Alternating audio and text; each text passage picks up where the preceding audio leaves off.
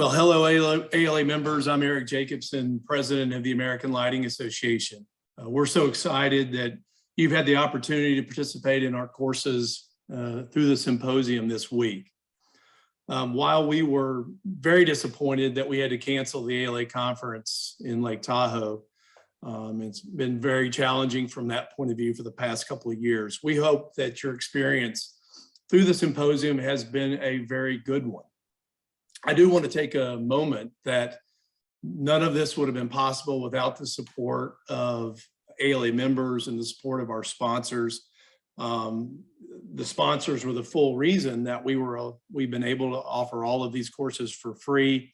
I just wanted to take one quick second just to name our platinum sponsors, because it's been really amazing. We've got really a great industry that that supports us when we need it. And, our platinum sponsors have been a key part of that. I'll introduce Ray in a second. Ray's been, Westinghouse Lighting's been phenomenal in that respect. But UL, CSA Group, Kitchler, Dallas Market Center, Progress Lighting, Savoy House, and of course, Westinghouse are our platinum sponsors. And just want to, if you thank them when you see these guys and deal with them in your daily business, they've been really remarkable to the industry and to ALA. We thought today a great way to close this virtual symposium would give you a taste of one of our keynote speakers for the 2022 Austin conference, which I can't believe it'll be our first live conference, and it will happen. It's absolutely going to happen. Now, without further ado, let me introduce you Ray Angelo, president of Westinghouse Lighting, the sponsor of today's program, and he will introduce our keynote speaker, Gerry O'Brion. Thank you, Eric.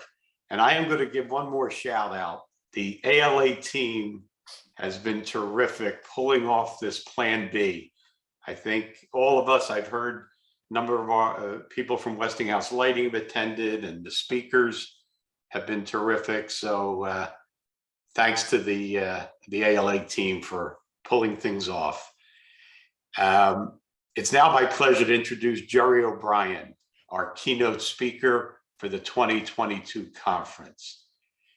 Gerry began his career in marketing at Procter Gamble and moved on to be an executive for Coors Light, Quiznos, and Red Robin.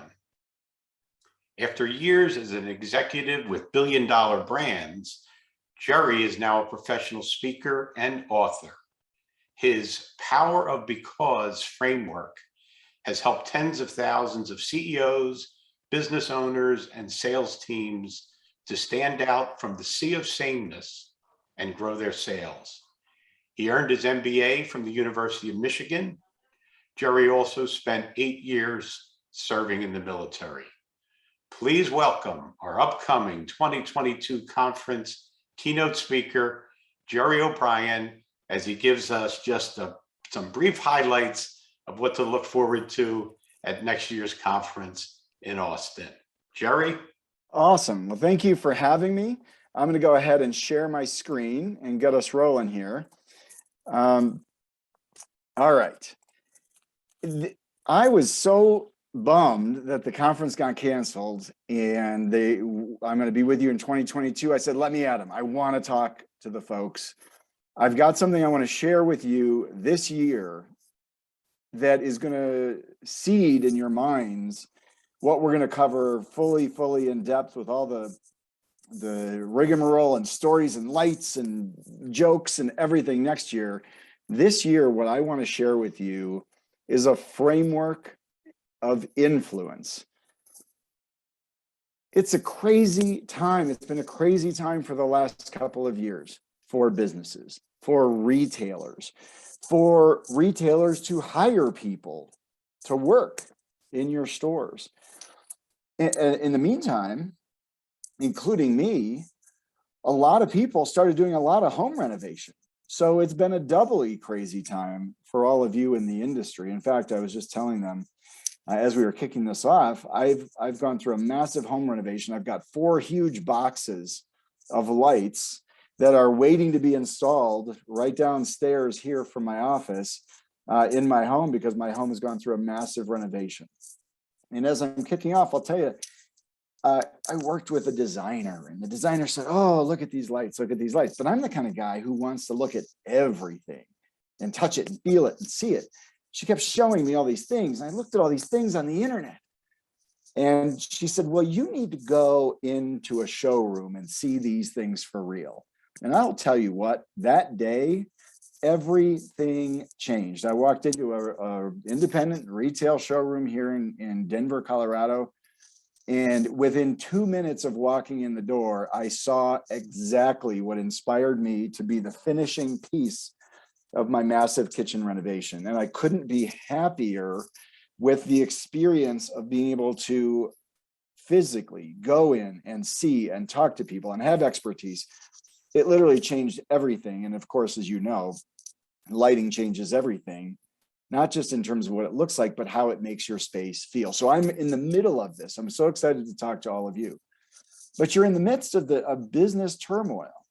There's thousands of things that you've had to do in your businesses over the last 2 years that maybe are uncomfortable for you, maybe were different than what you're used to, that were disruptions in every way under the sun. So what I teach is a framework of influence. And so what I'm going to give you today is a structure of influence that I want you to think about. I'm going to give you actionable things that you can go and do today. I'm not going to give you fluff. I'm not going to give you strategies. I'm not going to give you theories. I'm going to give you questions to ask yourself and to ask your teams over the next number of months until we're together live. And I want you to come back and see the full presentation, the full framework, and meet me in Austin in 2022. Here's the reality. We are in the business of influence. We need to influence people to come into our retail locations. We need to influence people to buy after they've walked in the door. We need to influence people to come in and not only look at the internet, but come and see things live because it changes everything. We need to influence customers, but we also need to influence employees. We thought it was hard to hire employees before the pandemic. I mean, who knew it could get harder? Every CEO, executive, business owner I talked to, they said the number one thing, a problem I have, Jerry, especially in the builder industry, is now I have too much business for the number of people I have to service the business. So now we're in the business of influencing employees to work for us, influencing customers to buy from us, influencing people to want to have our experience versus the other experiences out there to sell them on us. And so we have a problem.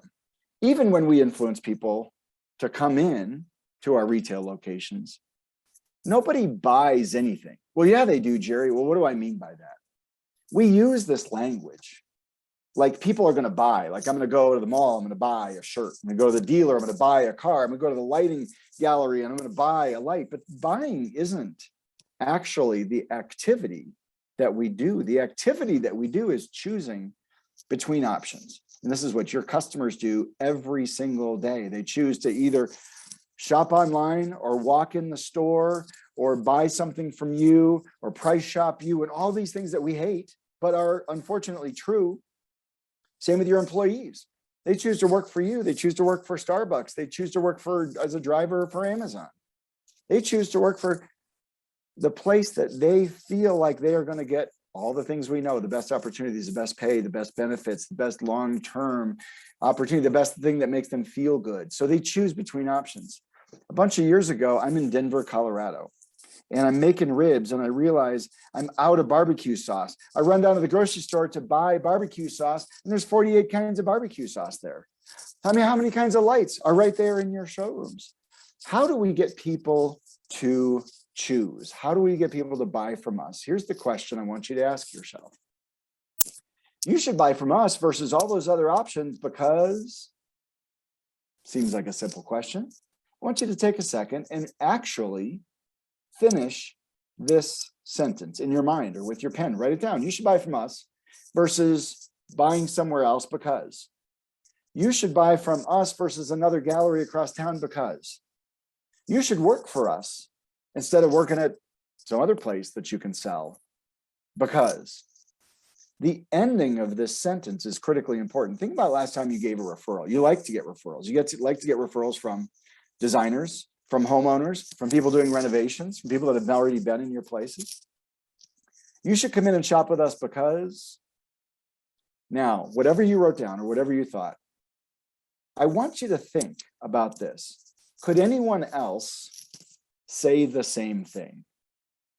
Because if someone else could say the same thing, you haven't helped me choose you, your experience, your place. You've just made me more confused. I should buy your lighting because. I should buy from you because. So that's the crux of the question that we want to answer today. In order to influence choice, in order to answer this question, we must first understand, how do people choose? How do people make decisions? How do people decide where they should shop, what they should buy, what brand they should buy, how much they should spend, how we choose? In order to influence choice, you need to know how people make decisions. Well, here's how it happens. Decisions happens in our brain, and we know that, right? And our brains are partly emotional and partly rational. We all know that, left brain, right brain, emotional, rational. The 2002 Nobel Prize winner first, before this, think about this. Emotional, rational. For hundreds of years, economists have been trying to convince us that all decisions are rational decisions. Remember this, prices go up, demand goes down. Prices go down, demand goes up. Econ 101. We know that's not true. For 140 years, marketers like me, Procter Gamble, Coors Light, we've been trying to convince you that all decisions are emotional decisions. We make decisions based on how it makes us look, how it makes us feel. You ever seen a Super Bowl commercial? Made you laugh or made you cry, made you all emotional? And later you're talking to somebody and you're like, oh yeah. Did you see that commercial, the one with the dogs that did the thing? And they're like, oh my gosh, that was so funny. What was that for? Oh, I don't remember, but it was so funny. Yeah, emotion for the sake of emotion doesn't sell anything either. Oh, use lighting and your world will be beautiful. That might be true, but it doesn't give us a reason to buy. I'm going to give you a little piece of information. The 2002 Nobel Prize winner in economics was not an economist. He was a psychologist who unraveled what happens in our brain when we're trying to make decisions.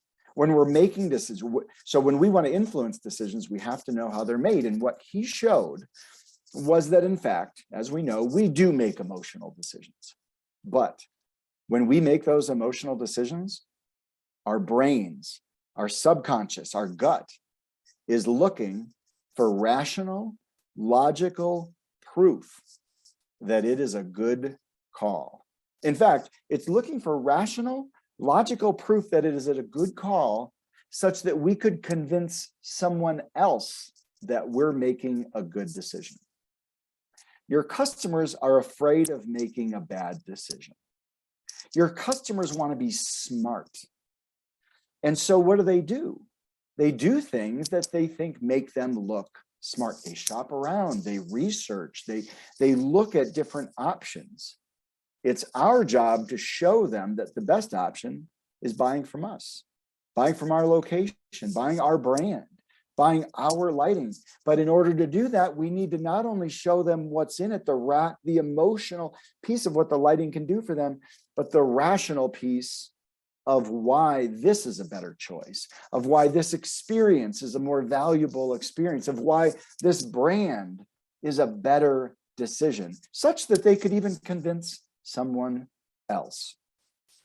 So your brain needs a rational reason to make the emotional decision. Great. That's what we're looking for. The number one mistake that people make when they're selling, when they're marketing, when they're doing advertising, is they give what's in it for you. Your life is going to be more beautiful. Yes, that's true. You should buy from us because our brain is looking for that rational piece of proof that I call your because. Well, Why would I believe that buying from you is a better decision? Buying this brand is a better decision.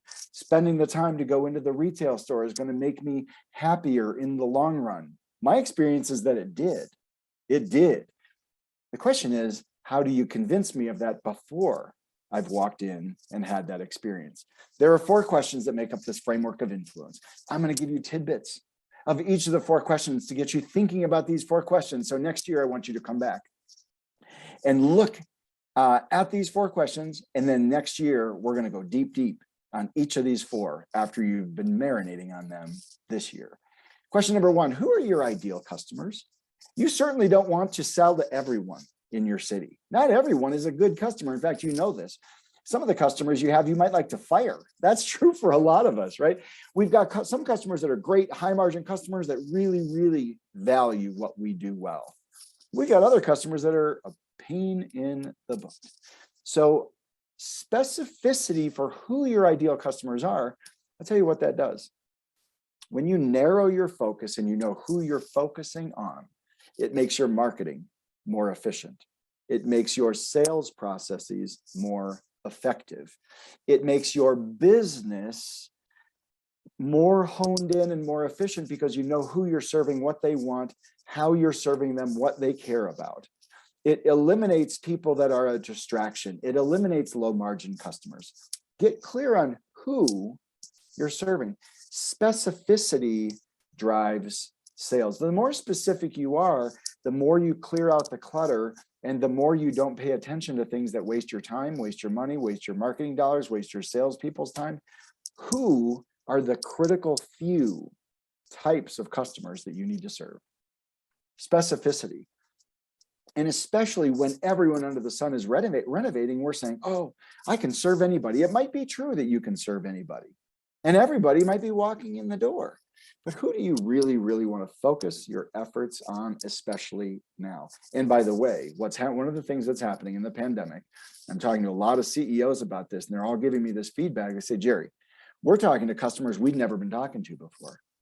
We're talking to customers that our competitors had locked down, but now there's all these problems. We know there's supply chain issues, there's labor issues, there's all these things going on.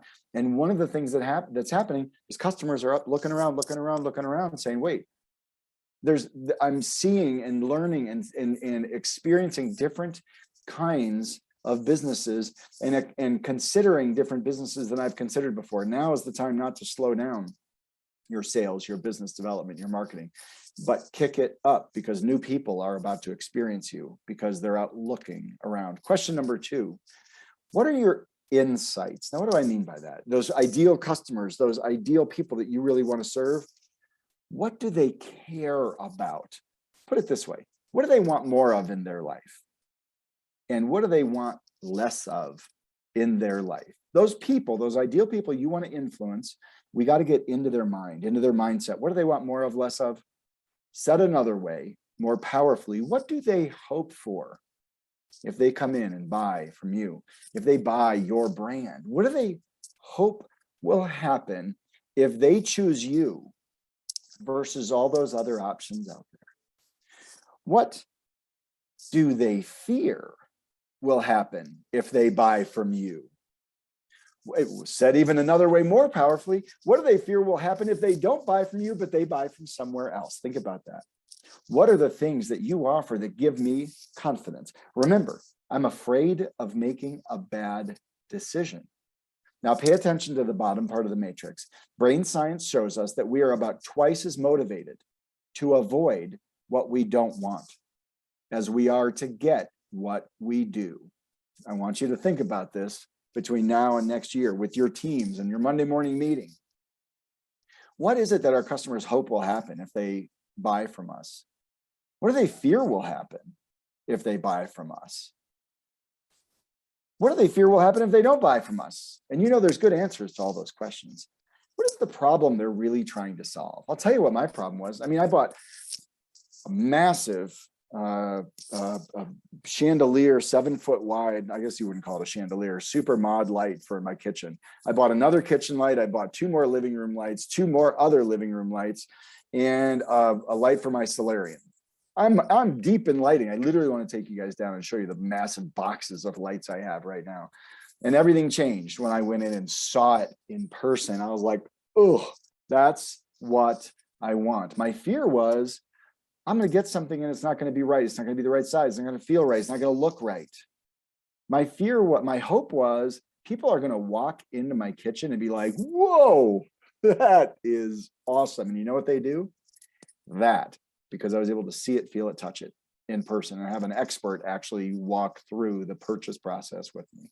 Insights, mindset, that's what powers your business. We don't spend nearly enough time learning and listening to our customers. Create a listening organization. Question number 3, what's your outcome? This is your promise. So many times in business, we want to talk about ourselves. Hey, let me tell you about what we do. Do you know what your clients and your customers care about more than what you do?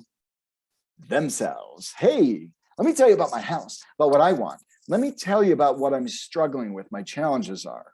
Let me tell you about why I hate my designer, or I love my designer. Let me tell you about my contractor. Oh my goodness. Well, I can't get anybody. Can I install this thing myself? What? You got lights. I got no one to put it in, right? What's the promise that you are going to make? What's your outcome? What's in it for them? We listen to their insights, and then we take those insights and we determine what is it that we're going to tell you we do. Now, a lot of companies in the last decade or whatever have spent a lot of time. I talked to all these CEOs. Hey, Gerry, we spent all this time finding our why, figuring out why we do what we do. Finding your why is wonderfully inspirational. Here's the truth. Your clients, your customers that give you the money, that fork over the dollars, they don't fork it over because of why you're in lighting. They fork it over because of what you do for them. The promise, the outcome that you deliver for them. The age-old marketing question is, who wants to buy a drill bit? The age-old marketing answer is, nobody wants to buy a drill bit. They want to buy a hole. They want to buy the outcome of a drill bit. They want to buy the outcome of the drill bit. They don't want to buy the drill bit. They don't want to buy the tool. They want to buy the outcome of the tool. I showed this to a friend of mine. She said, Gerry, I don't think so. I'm like, yeah, no, it's not about the tool. It's about what the tool does for you. She goes, nope, I don't want to buy a drill bit or a hole. I want to buy like my shelf on the wall with all of my books on it. This is so relevant to lighting. I want to buy, what is my life going to look like after? It's beautifully, beautifully done. We want to buy the end game. What is your life going to look like? What's in it for me? Your outcome talks about your brain needing a rational reason to make emotional decisions. Now let's think about this. Your outcome is about them, about what you do for them. Then and only then do you get to get into question number 4. What's your because? Your brain remembers looking for this emotional thing. The outcome we're going to deliver is a better, more beautiful space with certainty that it's going to fit in your space, that it's going to light it correctly, that it's going to be great, that you're going to feel and touch the things the way they look. The outcome, that's what's in it for you, but what's your because? What's the piece of proof that's going to finish the sentence of influence for me? That's going to demonstrate to me that the promise you make is real. The power of because, when I was the brand manager of Coors Light, I'm going to give you a simple example to help you start to think about how do you answer this question. Because here's the truth. There are many, many things that you already do that make you a better choice. That make you a better choice than all of your competitors and all the other people that are out there trying to sell something similar or something dissimilar. In your business, your job is to influence people to buy from you. And we must finish this sentence of influence. The outcome we're going to promise is this and this and this. Here's what's in it for you. That's because, and our brain is looking for this rational reason to make an emotional decision. And the proof is your because. So when I was the brand manager of Coors Light, all light beer is really pretty much the same. And there was a flat light beer industry. Nobody could gain any share. Everyone was kind of saying the same things. The ads were party, party, party. Nobody could gain any share. And so we took a step back from the market and we started using this idea of giving your brain a rational reason to make the emotional decision. And what we did is we looked at everything other than the beer. The beer is a commodity. We can't change the beer. So we looked at what else can we change? We started with who our customers are. 21 to 24-year-old men drink a lot of beer. That was our main customer. What are the insights? Remember question number 2, what are the insights? What do they want from light beer? What they want from light beer is a list of things. They want it to be a good value. They want to be relaxing. They want it to be cool. They want it to be fun. And one of the most important things that they put on the list, believe it or not, was we want it to be ice cold. Okay, great. Well, all these other beers were talking about great taste and less filling and lower carbs and lower calories. And we're the party beer. And we've got funny ads and Spuds McKenzie. We said, what could we do that would prove that our beer is colder and more refreshing than all the other beer? That's our outcome. That's our promise, the most cold, refreshing beer out there. And we looked at the can, we looked at the packaging, we looked at innovations. And here is something that I launched into the market when I was the brand manager of Coors Light. It's called the Coors Light Frost Brew Liner Can. Now, you guys are probably familiar with the can and the bottle where the mountains turn blue when it's cold enough to drink.